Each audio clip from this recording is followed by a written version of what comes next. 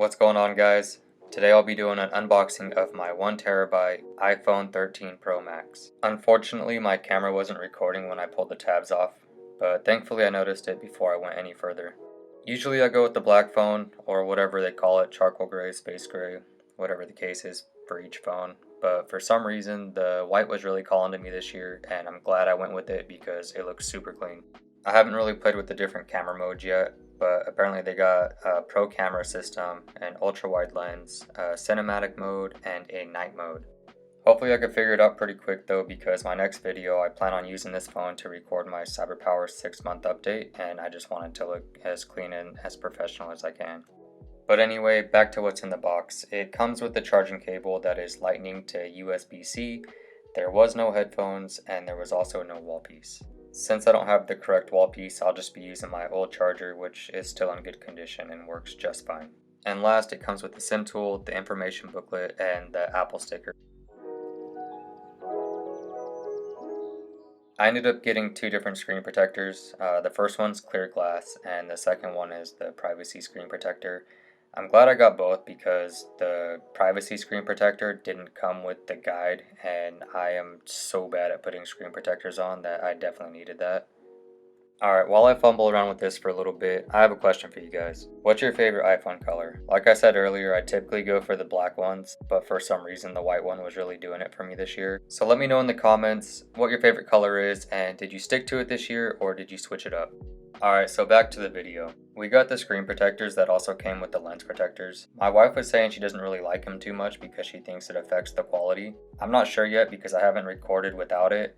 So I'm thinking I'm just going to let her take hers off, and I'll see if there's a big difference or not before I do it because I don't want to mess up my camera. As you can see, the clear protector came with a giant dust absorber, and the privacy one came with a much smaller one. I figured since I was just taking this front cover off right now, if I went fast enough, I could just use the small one and save the bigger one for when I have to change my screen protector in the future. But I probably should have used the big one since I was filming this in my wife's nail room, and there's all kinds of nail dust and glitter and all kinds of other stuff floating around. I ended up getting a little speck right in the top right corner. It's not too bad, but every little piece drives me nuts because I'm like a perfectionist when it comes to certain things, so I'm very aware of it, but I don't want to change it because I paid for this. So yeah, I'll just rock it till I crack my screen protector like I do every screen protector. A little side note, I apologize if you hear any banging or booming in the background. Right now it's 8:30 on New Year's Eve night and people are lighting off fireworks. I keep deleting and re-recording, but as we're getting closer to midnight, the fireworks are becoming more and more constant. So I guess if you're lighting off fireworks right now, then you made the video.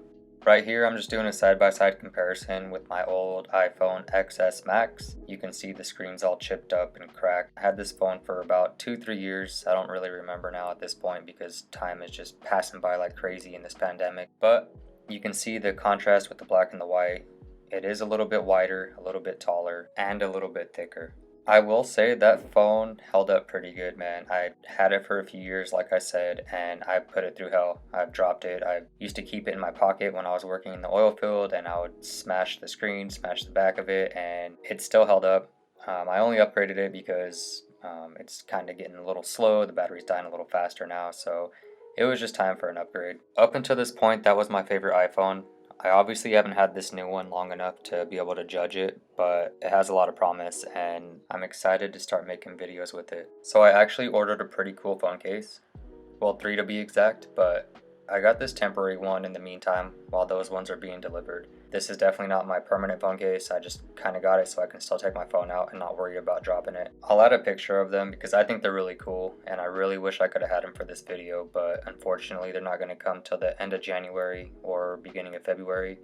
So I'll be rocking this for a couple months, I guess. Alright, finally the best part. Time to power it on. I decided to just set it up as a new iPhone and not transfer everything over and just have thousands of pictures and videos that honestly I don't even look at anymore, or if I do, it's very rarely. So I wanted to just set it up, start fresh, and have all the space to do all my recordings and do everything I needed to do with it. Honestly, I like setting up a new phone anyway. There's just something that's more satisfying about that than just transferring your old phone to your new phone, and now you got a new phone that is pretty much your old phone. I feel like when you start fresh, it's still brand new. You're downloading everything, and you know, you get to just kind of repersonalize it, as well as get rid of all the old junk that you don't really need anymore. Not gonna lie, the combination of the privacy screen and the ring light made it super difficult to record this. I didn't want the ring light to glare back into the camera and you can't see what's going on, so I had to hold my phone at an angle, and it was a privacy screen. And then I picked dark mode, and I'm like, oh my god, nothing's showing up. The little display on the camera was super difficult to read, but I just kept going at it. I'm like, whatever. Luckily you can see it, but it's still obviously not ideal for recording a video. Let me know what you think about the privacy screen though. Do you have it? Are you gonna get it? How do you like it? And this is actually video from the new phone. These are my old phone cases that I have smashed in my pocket. Glass back cases, which obviously was not very good for the job I was doing at the time, but I needed something to record. I figured, there's different details in this since they're smashed and cracked. You can see it all. I do have a video at the end of some goats. I was randomly walking by some goats and I was like, hey, I'll try out my new camera out here. Let me know what you guys think in the comments though. What do you think of the phone? What do you think of the screen protector? What do you think of this footage right here? Could you tell the difference between the camera and the iPhone? Let me know how I did on the video.